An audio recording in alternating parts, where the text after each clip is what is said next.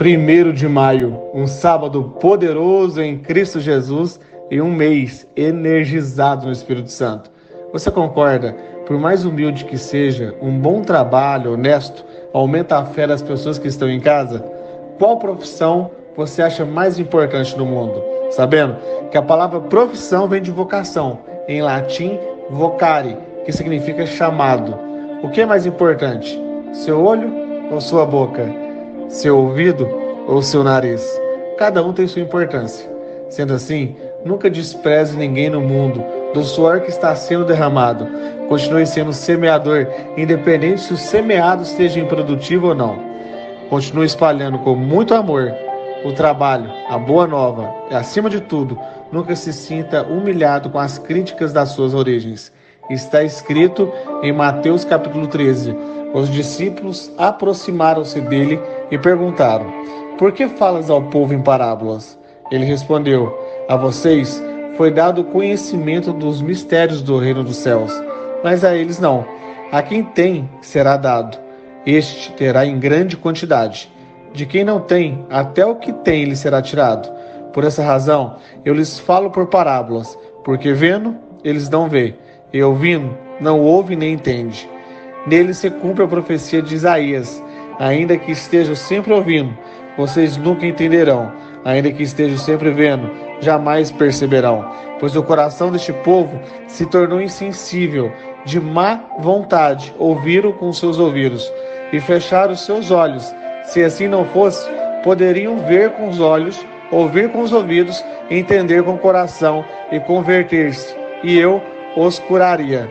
Mas felizes são os olhos de vocês, porque veem, e o ouvido de vocês, porque ouvem.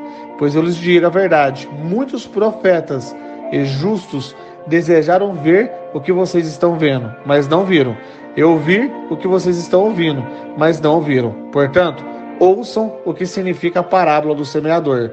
Quando alguém ouve a mensagem do reino e não a entende, o maligno vem e lhe arranca o que foi semeado em seu coração.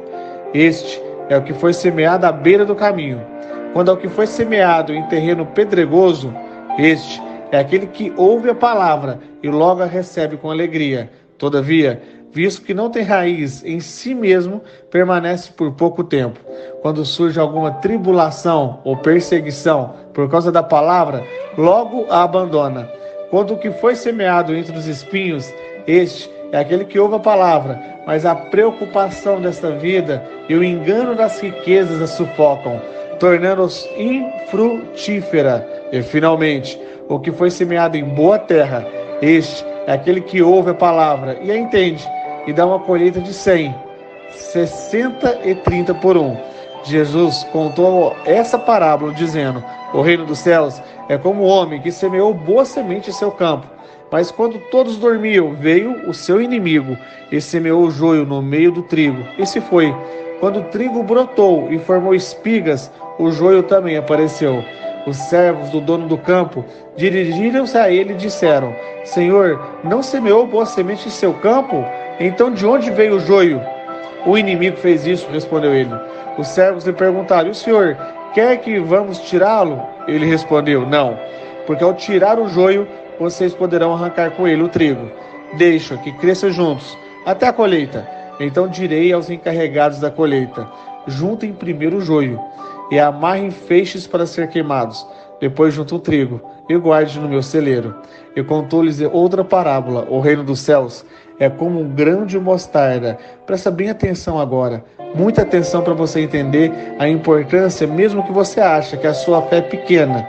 Mas se a sua fé é do tamanho de um grão de mostarda, que um homem plantou em seu campo, embora que seja menor dentre todas as sementes, quando cresce, torna-se a maior das hortaliças e se transforma numa árvore, de modo que as aves do céu vêm fazer os seus ninhos e seus ramos. E contou-lhes ainda outra parábola: o reino dos céus é como o fermento que uma mulher tomou e misturou com uma grande quantidade de farinha, e toda a massa ficou fermentada. Jesus falou todas essas coisas à multidão por parábolas.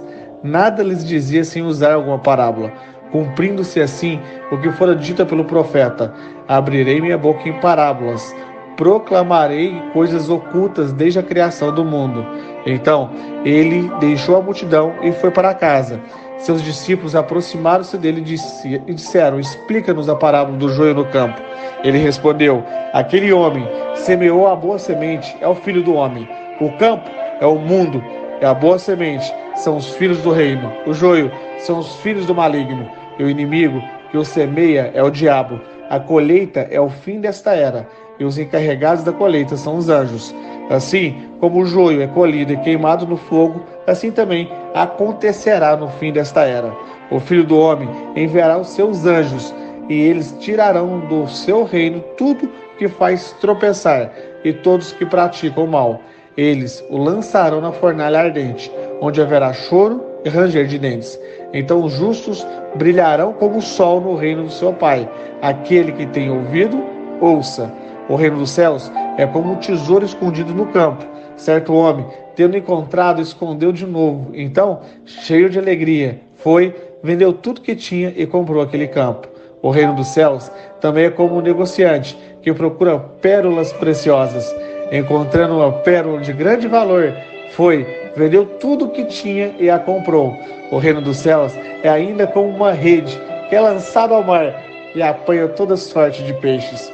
Quando está cheia, os pescadores a puxam para a praia. Então se assentam junto aos peixes bons em cestos, mas jogam fora os ruins. Assim acontecerá no fim desta era. Os anjos virão, separarão os perversos dos justos e lançarão aqueles na fornalha ardente, onde haverá choro e ranger de dentes. Então perguntou Jesus: vocês entenderam todas essas coisas? Sim, responderam eles. Eu lhes disse: por isso todo mestre da lei, instruído quanto ao reino dos céus, é como o dono de uma casa, que tira do seu tesouro coisas novas e coisas velhas. Tendo terminado de contar essas parábolas, Jesus saiu dali. Chegando à sua cidade, começou a ensinar o povo na sinagoga. Todas ficaram admiradas e perguntaram: de onde vem toda essa sabedoria e estes poderes miraculosos? Não é este o filho do carpinteiro? O nome de sua mãe não é Maria? E não são seus irmãos Tiago, José, Simão e Judas? Não estão conosco todas as suas irmãs? Desde onde, pois, ele obteve todas essas coisas? E ficavam escandalizados por causa dele. Mas Jesus lhe disse: só em sua própria terra, em sua própria casa, é que um homem não tem, e nenhum profeta não tem honra. Eu era gago aos 14 anos. E hoje estou como professor, a minha profissão como professor. Eu quero repetir essa parte, aonde que eles falaram que Jesus não era o filho do carpinteiro, e Jesus responde que só na sua própria terra, em sua própria casa, é que um profeta não tem honra. Ali, Jesus ele não realizou nenhum dos milagres, por causa da incredulidade deles. Se você não acreditar em você e se importar com as críticas, você nunca vai conseguir viver o extraordinário e vai viver o resto da vida no ordinário. A sua profissão, Deus quer que você seja um semeador, suando todos os dias, entregando a semente, continuando a plantar. Por isso que o nosso dia ele é dividido em 3 partes. 3 partes de 8 horas. 8 horas para você plantar, trabalhar com seu suor. 8 horas para você colher. Sim, o que eu vejo eu crio, você vai colher. E as outras 8 horas para você descansar em Deus. Amanhã, 18h30, estarei ao vivo no YouTube para continuar descortinando essa passagem e a importância do trabalho. E você, meu convidado especial, se você acha que faz sentido, compartilhe essa pequena semente de mostarda. Aluno, segunda-feira, 6h21, começaremos nossas aulas poderosas em Cristo Jesus, exclusiva e ao vivo para você ser semeado, gerando por meio do seu trabalho inúmeros frutos pelo mundo. Rumo ao topo e vamos!